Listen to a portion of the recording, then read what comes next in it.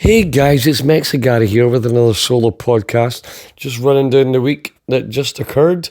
And yeah, it's been an eventful one. I'm just sitting here on my couch watching a bit of Rick Beato whinging about the fucking Grammy Awards. He's like, who was there? Taylor Swift. We had Bruno Mars, Billie Eilish. He named a couple of Beyonce. And I'm like, well, yeah. Of course they're going to be the people that are going to be there because that's like the biggest selling acts of the year. I'm surprised that country music isn't better represented at things like the Grammys. It's we could argue till the cows come home that Taylor Swift is country. She hasn't been country for years, man, you know what I mean? In fact, I don't want to go, I'm not going to go down that road. I'm trying to keep it positive. So anyway, I just want to tell you about my last week. I meant to put this up last night actually, but I ended up going back out to a pub.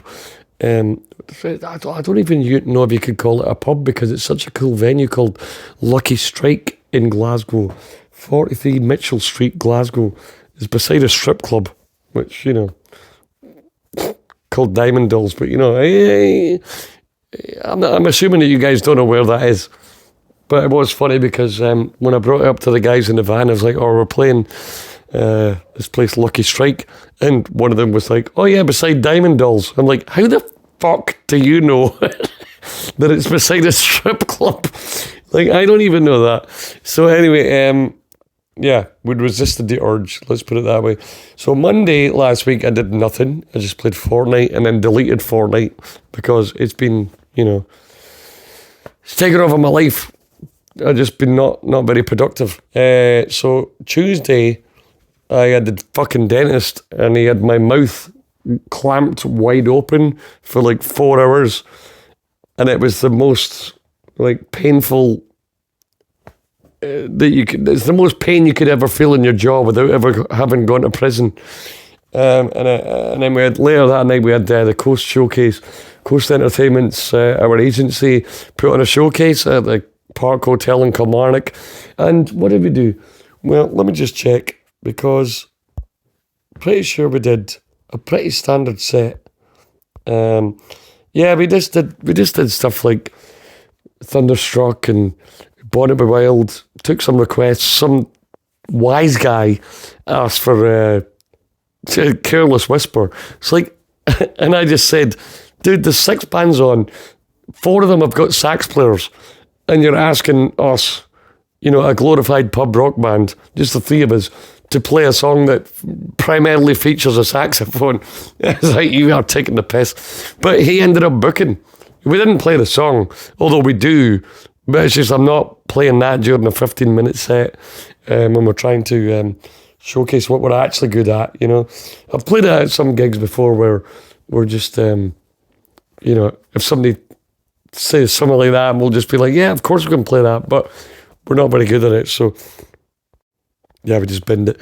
And then on Wednesday night we had Shramash in Edinburgh, which is I talked about this last week. Like, Shramash in Edinburgh is just like such a weird, did I talk about it last week? I've definitely talked about it on podcasts before, where it's like such a vortex to me of like, you could be anywhere on the planet, and sometimes on Wednesday night, especially after midnight, people got work in the morning, people got uni, college, whatever.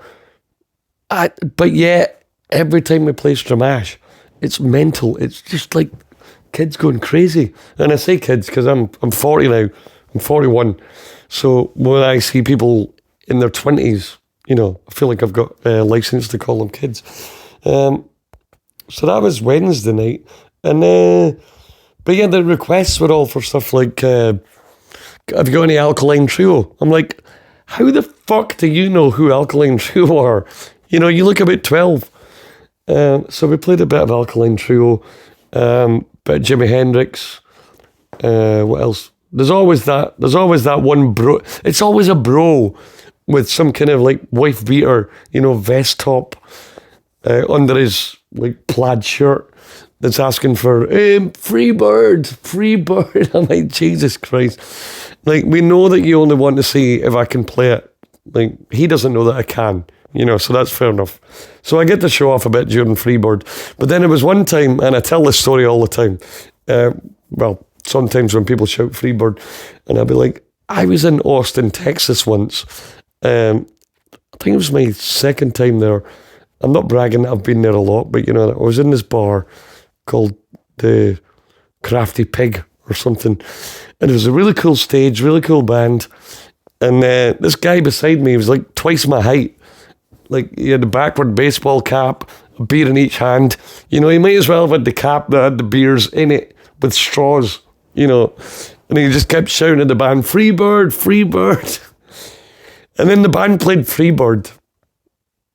And then, they played the long version as well, so it was like 8 or 9 minutes long. Especially since they had 2 guitar players, so they like 2 lead guitar players and the keys player. So the solo was like the longest part of the song. And then like 10 minutes after they played that, he started shouting Freebird again. Freebird, Freebird.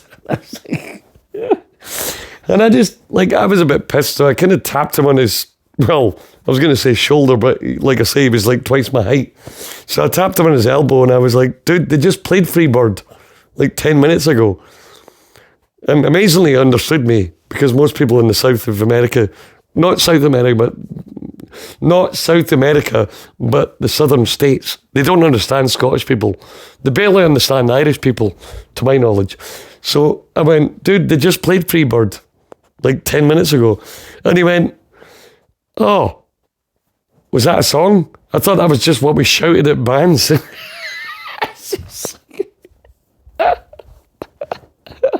I was like, no, man, they played the song Freebird by Leonard Skinner 10 minutes ago. He's like, all right. So then he just started shouting like Black Sabbath, or like, I don't know what else he was shouting, but, he was, at least he was like one of the cool Brightside guys. You get a lot of guys in the UK, they'll just shout, Mr. Brightside, Proud Mary, fucking Wonderwall, Sex on Fire. In fact, people who shout Sex on Fire, they don't shout Sex on Fire, they shout Kings of Leon.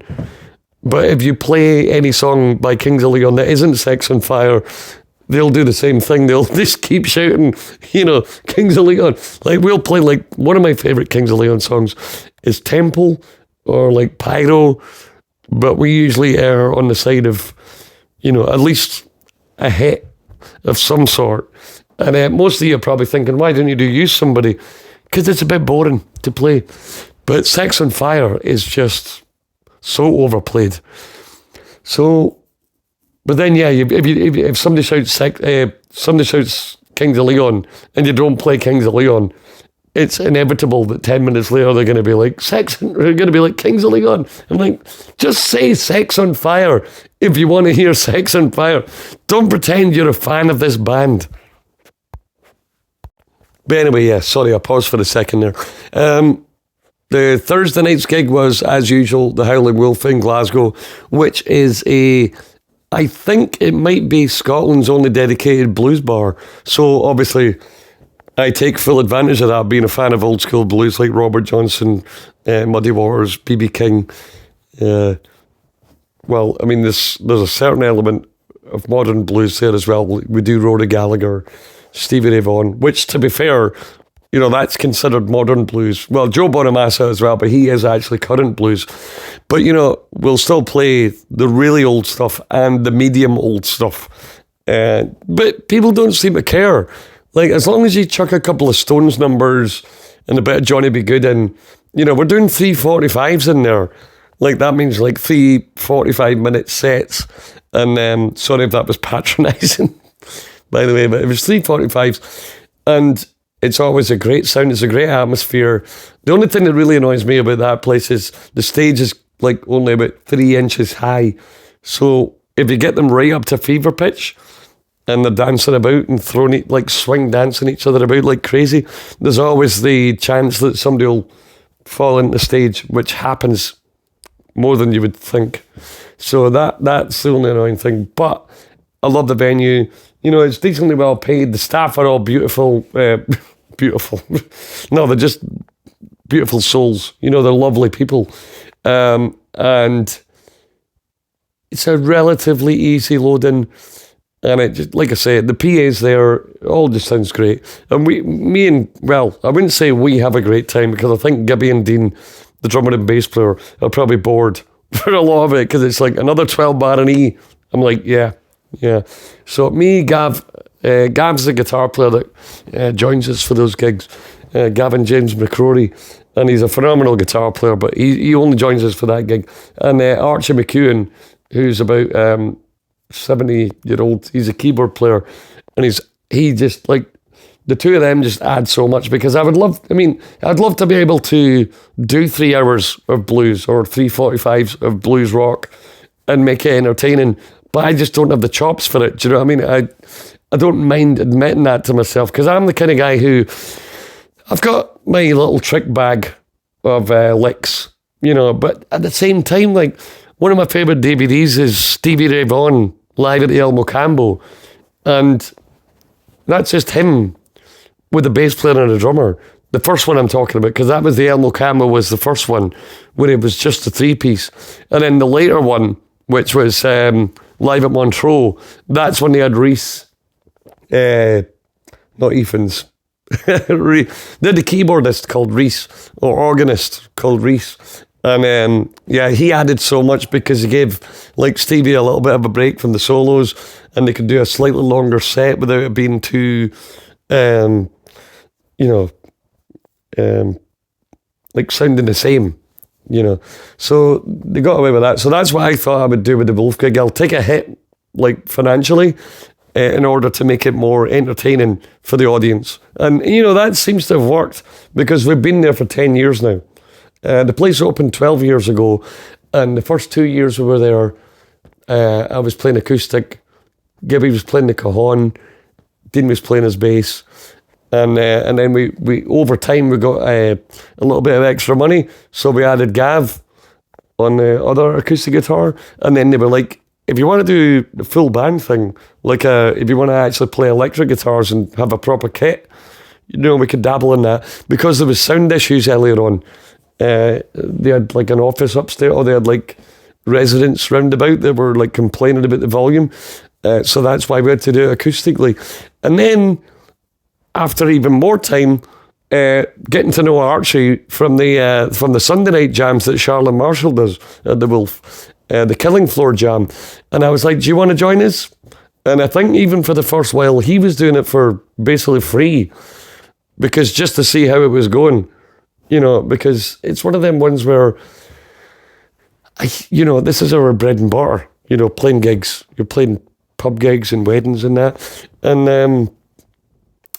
I just asked Archie if he wanted to come down and do it. But the bar and the audience loved him so much that they actually upped our fee so that we could pay him, which was fucking beautiful. To be honest, I think, to be fair, the first few nights that we did it with Archie, we were paying for him out of our own pocket. So he wasn't doing it totally for free, but he was basically doing it for his own expenses, petrol and time. But then over the years, we built up the following and the regularity of the people going down there expecting to see Three Card Trick and Archie. So he's such a great guy to have on stage with us, because he brings something that is such a rarity these days, like a brilliant organ player, just a great personality, a lovely guy. He's got some good jokes. Like, he doesn't have a microphone, but I have the microphone. So when he says something to me, I relay it through the the microphone, the same way that, like, you remember Sooty and Co, where Sooty didn't talk and Sweep just Sweep is a dog with the ears. I don't know what kind of dog he was meant to be. Some kind of like silver Labrador. No, that can't be right, because he had the floppy ears. A silver Springer Spaniel. Do you get grey Springer Spaniels? I don't know. We used to have a Springer Spaniel in the family when I was younger. I've got a younger brother, Dean, obviously, and then her middle sister, Diane, and she was like adamant that she wanted the dog, and it turned out to be a Springer Spaniel. But I think we accidentally got a Springer Spaniel. We wanted a Cocker Spaniel, but when we showed up to the place to get him, it was like, oh yeah, sorry, it's actually a Springer. It's a family of Springers, so you pick whichever one you want. And Diane instantly fell in love with this one that we had in the family. And the weird thing was, he was called Cooper. Well, we called him Cooper. He was only like a couple of months old, or maybe even a few weeks old at this point. And the reason he was called Cooper was because, like, our dad, like, wanted a boxer dog. He's like, you can have a dog, but we're getting a boxer because they're quite chill. You know, even though they look like they could, you know, decimate you in seconds. They look like MMA fighters just coming out of the womb. And Dad was like, okay, well, we'll get a boxer, call it Cooper, like, because he loved Henry Cooper, you know, the old British boxer. But when we decided not to get a boxer and get a spaniel instead, the name just stuck. So this Springer Spaniel was called Cooper, and he was a beautiful dog. Like, he was absolutely... I mean, I can't say he was cool. He was a bit of an arsehole, especially to me. You know, he never bit me or anything, but you could just tell that he didn't like me. And I didn't really like him because I was allergic to him, you know. So, but I still got a couple hours a week just hanging out with him. You know, I would eat my Weetabix, watching Red Dwarf in the kitchen. And I would sit there and cuddle him on the kitchen floor, give him treats and that. And trying to convince him, you know, we could have a cool relationship, man, if we just respect each other's boundaries. Do you know what I mean? And we ended up getting on great. But when I moved away from home, it was about that time that he started getting like ill, old. He had an enlarged heart, I believe. So they had to get him put down, and like Diane and Dean were distraught because, you know, they were around him more than I was, because I'd left like years before this happened. So I didn't really have a tight relationship with the wee guy. But when it happened, I was like, they were like, well, do you want to come down and see him before he, you know, goes to get his injection? And I was like, yeah, well, I've got a gig in Dundee tonight, so I didn't mean to be heartless or anything. It's just that I wasn't that close to him. Do you know what I mean? And I needed the money at the time. I was really, really skint. Like, I was living not just week to week, but day to day, 50 quid a gig kind of stuff. So, and I was working in Domino's as well, delivering pizzas. So, no, I do feel bad a little bit looking back that I wasn't able to be there to see him off, see Cooper off. I might put a picture on the video or the channel of Cooper, because he was a beautiful dog, and yeah, he was a bit of an arsehole to me, but it's just, well, I guess that's maybe just because I didn't put the effort in with him, you know what I mean? He was lovely to everybody else.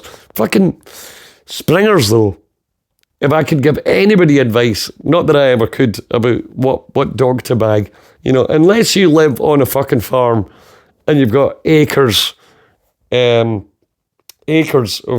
land for them to run about on, just get a Cocker Spaniel. Just get a Cocker. They're so much more chilled. Like this one, like Cooper, was just crazy. Like we had 3 gardens, but he wasn't allowed out of the back one because he would just run away. And I don't know if that's reflective of our treatment of him. We were all lovely to him, but, you know, we all, you know, treated him, and, you know, the thing is, like, we were never really the family that had the dog in the living room. So it was kind of heartbreaking to, like, sit there. We're sitting watching Catchphrase, Roy Walker's Catchphrase on a Saturday night, and Cooper's in the kitchen, which had a full-length glass door, and you could just see his silhouette through the glass, just like staring at us. It was kind of frosted glass as well, with like a leaf pattern, so you could just see him. You could just see the silhouette of Cooper with his white nose and his white chest and his white paws. He's sitting looking at us through the window like, please let me come in there and, you know, sit and hang out with you. But no, Dad was very, is it vehement? Is that right to say vehement? He was very concise about, like, you know, no, like, you can have a dog, but he's not getting in the living room. You know, ripping the couch to shreds with his claws and shit. I'm like, I wouldn't have cared, you know? Even though I was allergic, I'd be like, well, it's fine, I'll go and sit in the kitchen then. If he wants to sit on the couch. Anyway, Jesus Christ, I've just talked for about 15 minutes about my fucking childhood dog. It wasn't even mine. So, what did we do on Friday? No, I didn't do anything on Friday. I just sat in the house and wrote some songs, did a bit of recording, some demos. And then Saturday night is an exciting one. Saturday the 1st of February, man. Tell you, there's a new place and it's going to be in your lives, I'll tell you that. Saturday the 1st of February, we played Lucky Strike, 43 Mitchell Street, Glasgow, right beside Diamond Dolls. And as I was telling you earlier, and Jesus Christ, what a cool venue. And I'm not just bigging up the guys that, that booked us for it and that. I was there a few months ago and they described us, not playing, I was just checking out the place. And they described themselves initially as a New York dive bar, right? And I'm starting to wonder if anybody in fucking the UK understands what the word dive means. Because they call themselves a dive bar, but it's fucking pristine. You walk in, there's no ripped couches, there's no spew on urinals. There's no, the beers are like £7. They don't sell diseased hot dogs behind the bar. This isn't a dive bar, especially not a New York one. But I tell you what, like when I first went into this place, Lucky Strike, it's called, and I was like, cool stage, cool vibe. I love the LED lighting and all that kind of stuff. But it's a bit too, and there's a pool table right in the middle of the room. Well, not quite in the middle of the room, just enough space for a dance floor in front of it. And then you got the stage, the dance floor, pool table, bar, right? And there's booths on either side, so much space, and there's pillars. And what I love about the pillars, when I got there on Saturday night, I walked in and I was like, this feels totally different to what my first impression of it was a few weeks ago. Because there's now like loose casual graffiti. I think they've got like chalk that they just let people like write on the walls. There's like band names that have played there. There's like people's websites that are starting businesses in Glasgow. There's beautiful artwork. There's nice LED signs. You got the Miller sign, you got the Budweiser sign. But not only that, but there's other stuff as well. Other kind of LED signs, neon signs, I should say. The only problem that we had at the weekend was the toilets are downstairs, but they've got some flooding at the moment downstairs, which obviously is temporary. It's fine. But I was dying for a pee, and there was only one toilet up the stairs, and it was the, I don't think you can say disabled. It was the assisted toilet, or the, the one with the levers beside the fucking basin. You know what I mean? And there was a queue every time. So, but figured it out. I waited in the queue, or I waited till the queue went down. It's great. And I tell you something though, very fucking cheap beer. Well, cheap drinks, considering, it's right beside Central Station. And it's like very rare to find a bar in the centre at all where pints are less than £5. I got a pint of Amstel. Was it Amstel? Aspal. Because I'm on cider because I'm gluten intolerant. So it was a pint of Aspal for exactly £5. And I was like, Jesus, that is on a Saturday night as well. Well, I guess the bars don't really do happy hours. We're not allowed to fluctuate our prices in bars the way that the Americans are, or maybe even the guys in London. Because in Scotland, the rules are you pick the prices. There's no happy hour. There's no promotions. That's it. So yeah, I was happily surprised by that. Plus, they had a sound guy called Rian, a lovely guy. I've seen him around the scene before, but I didn't realise he was a musician and a sound guy. So that really took a load off our mind. They had the in-house drum kit, but they didn't have an in-house backline. So they got the PA and the drum kit, but they didn't have an in-house backline, which is fine with me because I always like to use my own amp anyway. But Dean had to bring his own bass amp, which I think he was happy with as well because he's very particular about his bass sound. which is actually quite surprising for a bass player, because most bass players will just go, fine, I'll just fucking plug into whatever's going. But no, Dean likes his own. He's got a Mark bass, 2x10 cab with the little like toaster sized head, you know. Anyway, sorry, I paused again there. And one of the best things about the gig was, like, for a Saturday night in the city centre of Glasgow, the guys down at Lucky Strike, they know their fucking audience, man, and they attracted them as such. You know, considering that area of the town has got, apart from maybe the Solid and the Cat House, there's very few places for rock fans to go. Like actual, like classic rock and new metal guys and pop punk and that. Maybe a bit of indie, like the Arctic Monkeys or Oasis and that. Not that we played any indie. It seemed like an American audience, you know, like American rock style stuff. So we did everything. We played it safe to start off. We did All the Small Things. Oh no, it was What's My Age Again, American Idiot. And then You and Me, Baby, and Bloodhound Gang, you know. And that was good. And then later on in the night, we did some ZZ Top and some classic rock like Paranoid, Black Sabbath, and then what did I say? Cream. Did we do any Cream? I think we dabbled in a bit of blues somewhere along the line, bit of Jimi Hendrix maybe.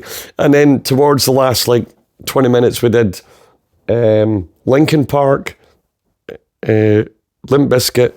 The bouncer was absolutely digging the Limp Bizkit, by the way, because I was like, okay, it was, and this is a tip for any new bands out there. There's only 3 groups of people you need to please when you first start playing a new venue. And first of all, it's a fucking bouncer. You make pals with a bouncer, first of all. In fact, bring him a fucking half a bottle of some whiskey or something, just to keep him on side, because that guy's your light, especially on a Friday or Saturday night in the town centre.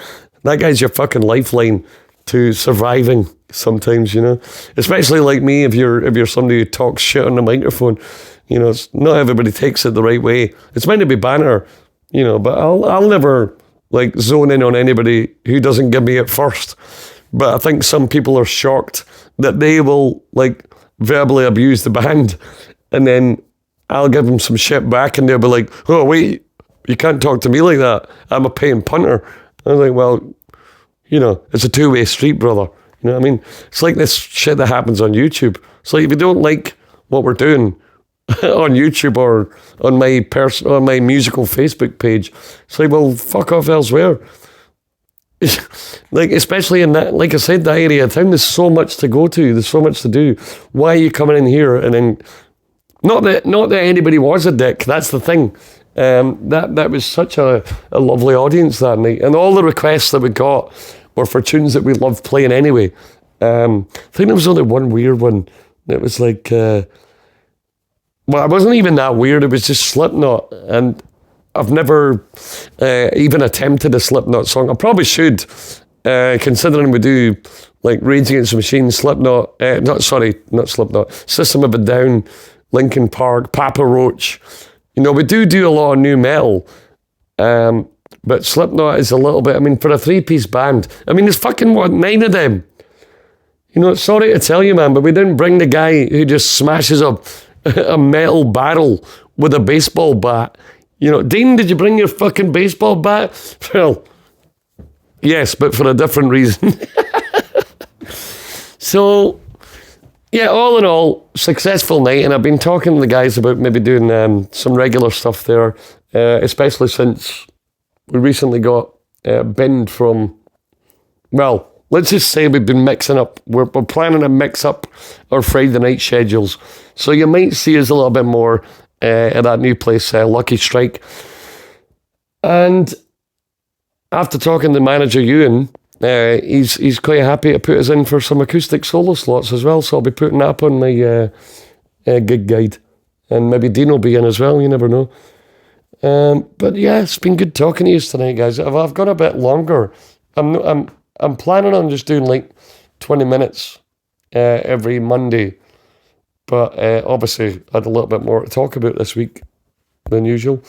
But next week might not be so fruitful. But looking ahead for this week, I don't have any advertising. This isn't a monetized podcast at this point. But if you guys could share it, give me some love. Just share it. And comments are major real estate in the YouTube world, by the way. So if you just comment, even an emoji, just a fucking thumb up or something like that, just to let me know that you're listening, just to let me know that you're interested in what's going on. But I'll give you some shit that's going on this week. We've got Monday and Tuesday off. Well, I say off, I'm going to be recording a lot of shit this Monday and Tuesday. I'm going to be recording a lot and learning some new songs. And then Wednesday and Thursday, we're doing some 3-card trick covers recording at a place in Paisley with a new producer called Roddy. Well, he's not a new producer, he's new for us. He's new for 3-card trick, but I recorded a lot of my old band stuff with him, Rocket Fox. So we've got recording 8 till 10 on Wednesday and Thursday. And then on Wednesday night, we're going to be in Box playing pop punk, indie, new metal, maybe a little bit of blues. And on Thursday night, we're going to be at Howlin' Wolf, as I was telling you earlier on, the blues place, with a 5-piece band. So it's going to be me, Gibby, Dean, Gav, and Archie, as we are every Thursday night from 11 till 2. Friday night, we're off. Surprisingly, at the fucking last minute, because those guys at Slouch didn't tell me that they'd bend their fucking live music budget for a second month in a row. So we are looking for another Friday night residency. Saturday night, we've got a wedding in St Andrews, and I'll tell you what they're after. It's going to be a fucking great one, because they're after Biffy Clyro, Arctic Monkeys, Sam Fender, Paramore, Fall Out Boy, Busted, yes, AC/DC, Foo Fighters, Rage, Killers, Muse, Radiohead, Dire Straits, Stereophonics, McFly, Avril Lavigne, and Fountains of Wayne, Stacey's mum specifically. So I think that's going to be a pretty bloody easy gig. Oh, I forgot to tell you, on Sunday this week, by the courtesy of Murray, who runs the Clutha, he books the bands for the Clutha, the pub on the river at Glasgow.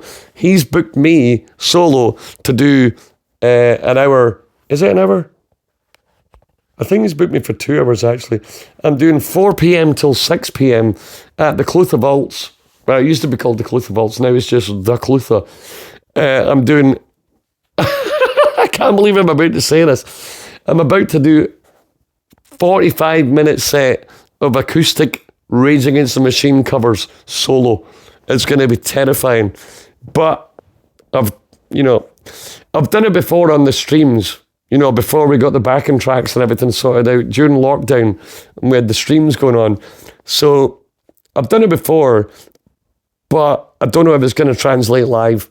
But, we don't have to stick to that. I can just take requests for fucking whatever, I'll do like the usual shit that I always do acoustically solo.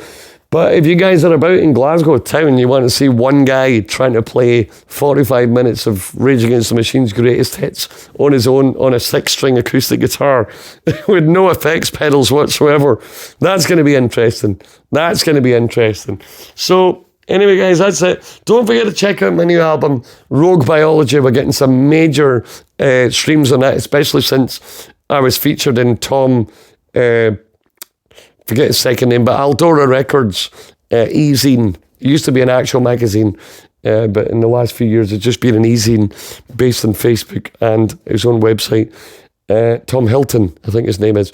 And check that out. I'll put the link in the description of this video, because it's a great album. It really is. I mean, I've done a lot of recording. I've put out a lot of music in my time.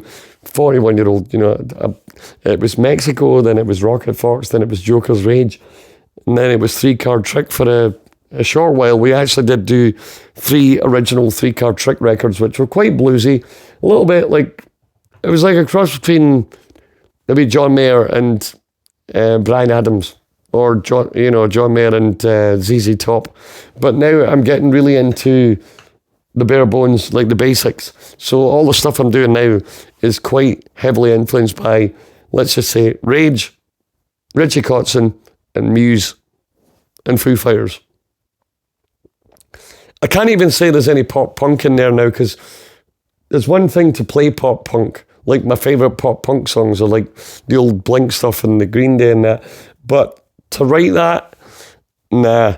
I need to be excited by what I'm creating. And I think this kind of, all the heavy drop D riff kind of stuff and the fancy effect solos, that really excites me. And I've even got one song on it called When Your World Stops Turning, and it's got a rap on it. And I did so many takes of that rap, but I ended up picking one of the ones that had a flaw in it. So if you check that tune out on Spotify, When Your World Stops Turning by Gary Johnston, the album's called Rogue Biology because it was written during lockdown with the COVID shit. So Rogue Biology was a fitting title. The lead single's called Drive You Away. You might have seen me talking about this on Facebook, and I did a video called The Making of Drive You Away, which you could probably find on my channel, on my YouTube channel. But anyway, I'm going to love you and leave you guys. Thanks so much for hanging out. 36 minutes. I did not expect that. All right. Well, I'll talk to you soon. Cheers. Love you. Bye.